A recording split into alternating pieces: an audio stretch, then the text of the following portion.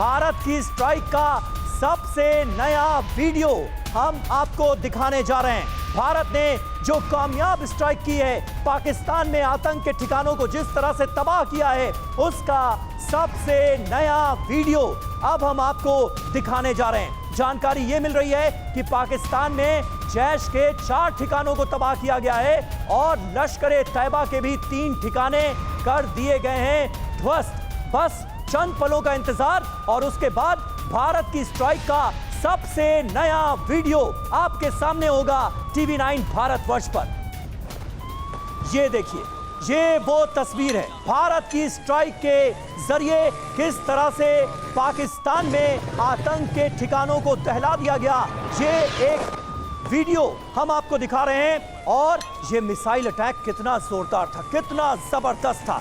आग का जो गुबार है वो कितने ऊपर तक आसमान में उठ रहा है, ये आप देखकर अंदाजा लगा सकते हैं कि ये स्ट्राइक जो थी वो कितनी जबरदस्त थी और आतंक के ठिकानों को इसके जरिए कितना नुकसान पहुंचा होगा। अब भारत की तरफ आंख उठाकर देखने से पहले 100 बार सोचेंगे पाकिस्तान में बैठे आतंक के आका। ये तस्वीर आप देखिए कैसे पाकिस्तानी आतंकवादियों को और पाकिस्तान के वो हुक्मरान जो अपनी सरजमीन पर आतंकवाद को प्रश्रय देते हैं, शरण देते हैं, उनको दहलाता ये वीडियो, ये तस्वीर आपके सामने। रवि, बिल्कुल एक के बाद एक तस्वीरें सामने आ रही है। अगर आप तस्वीरों पर गौर करें तो वहां पर जो भी लोग मौजूद थे, अफरा तफरी मस्ती है, वो भागते नजर आते हैं। पाकिस्तान में इस वक्त दहशत है भारत के इस बड़े ऑपरेशन की वजह से। हालांकि भारत ने बार बार कहा कि हमले सिर्फ आतंक के ठिकानों पर थे, तो भारतीय हमले में जैश के 4 ठिकाने तबाह हुए हैं और ये आतंकी ठिकाने भारत के निशाने पर थे। लश्कर के 3 ठिकाने भारत ने अपने इस हमले में तबाह किए हैं। हिजबुल के 2 ठिकाने भी भारत के इस ऑपरेशन सिंदूर में तबाह हुए। वायुसेना ने पाकिस्तान में तबाही मचाई है और इस ऑपरेशन के बाद हमारे सभी फाइटर जेट पायलट सुरक्षित भी वापस लौट चुके, जिसकी आधिकारिक पुष्टि भी भारतीय सेना की तरफ से कर दी गई है। तो ये ऑपरेशन सक्सेसफुल, सुरक्षित आ गए हमारे सारे पायलट्स इस ऑपरेशन को अंजाम देकर, जिसमें आतंकियों के ठिकाने तबाह हुए हैं। सुमित, अब जानकारी सामने आ रही है कि 2 नहीं बल्कि 3 बड़े टेररिस्ट ऑर्गेनाइजेशन के ठिकाने तबाह हुए।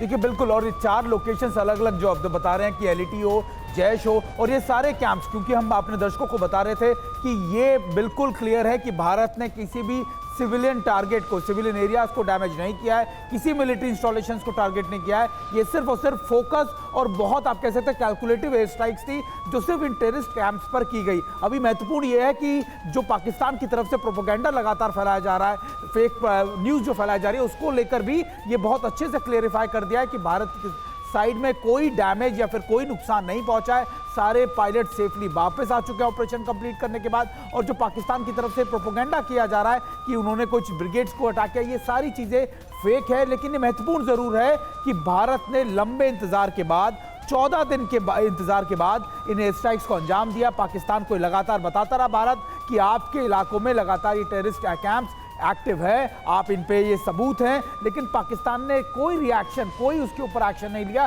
जिसके बाद भारत को ये कार्रवाई इन कैंप्स पर करनी पड़ी। बिल्कुल बिल्कुल, तिवारी सर मुस्कुरा रहे हैं, तिवारी सर खुश हो रहे हैं। मैं आपसे ही जानना चाहूंगा तिवारी सर, आपको ऐसा नहीं लग रहा है कि भारत ने बाप होने का फर्ज बखूबी अदा किया है? मतलब शुक्रगुजार होना चाहिए पाकिस्तान को भारत के इस ऑपरेशन के बाद कि एक साथ 3 बड़े आतंकी संगठनों की कमर तोड़कर रख दी।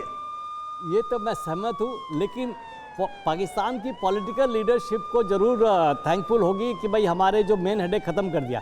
लेकिन पाकिस्तान का मेन हेडेक ये आतंकवाद ऑर्गेनाइजेशन नहीं है, वहाँ की उनकी आर्मी है।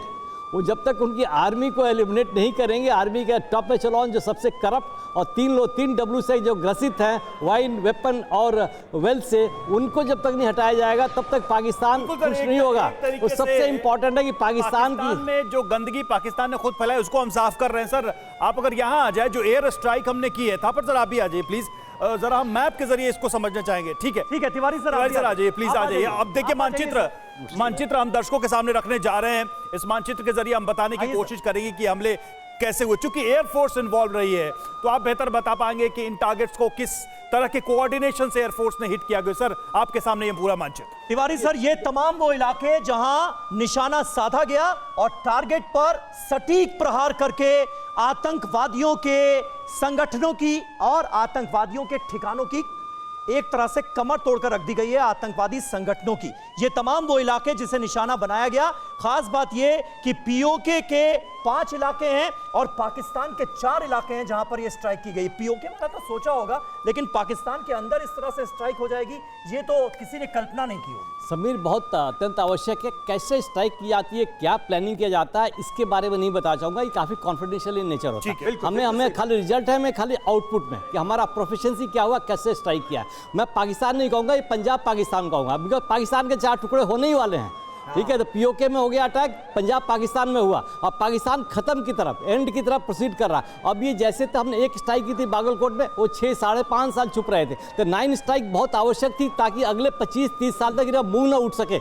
ये बहुत जरूरी थी। और जिस तरीके से कोहेसिवनेस जो प्लानिंग होती है, जिस तरीके से प्लानिंग होती है, काफ़ी तरीके से आ जाता है और वो हमारा रिजल्ट दिखा रहा है कि बिल्कुल प्रिसिशन है और स्ट्राइक ऑन पॉइंट है और डिस्ट्रक्शन काफी है, एफिशिएंसी काफी हाई है। मतलब अभी तो बालाकोट एयर स्ट्राइक का ही रोना रोते थे, अब बालाकोट से 9 गुना ज्यादा दर्द मिल चुका है पाकिस्तान, मर चुका है और इनकी आवाम को भी डर लगेगा। और एयरफोर्स, पाकिस्तान एयरफोर्स तो पूरी तरह से डिमोरलाइज हो चुकी होगी। एक बार जल्दी से सर दर्शकों को बता दें कि ये 9 जो अटैक है वो कहां कहां हुए। सबसे ऊपर आप देखिए मुजफ्फराबाद में देख रहे हैं आप 1 और 2, यानी कि पहली और दूसरे स्ट्राइक मुजफ्फराबाद में, यानी 2 हमले होते हैं। फिर तीसरी स्ट्राइक कोटली में, फिर चौथी स्ट्राइक गोलपुर में, 5वीं स्ट्राइक भिंबर में समीर सेना करती है। बिल्कुल। और 6ठी स्ट्राइक होती है सियालकोट में, 7वीं स्ट्राइक होती है चाक अमरू में, 8वीं स्ट्राइक होती है मुरीद के में। मतलब पाकिस्तान की सेना को जैसे जैसे पता चल रहा होगा, उसके होश फाख्ता हो रहे होंगे कि आखिर ये हो क्या रहा है, ये भारत आखिर रुक क्यों नहीं रहा है इस बार। सबसे बड़ा दर्द तो पाकिस्तान की सेना का ये होगा।